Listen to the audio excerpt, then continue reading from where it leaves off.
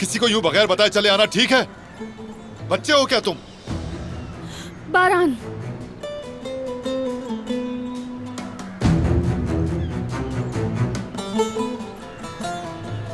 तुम कब बड़े होगे जिहान?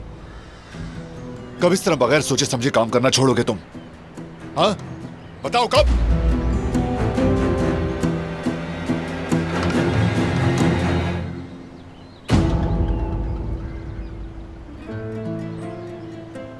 हम डर गए थे बहुत।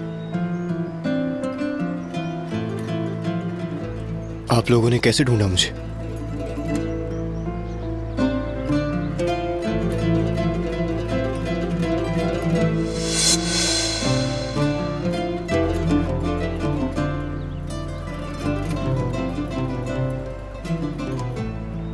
फरात ने तुम्हें ढूंढा, हमें उसी ने बताया।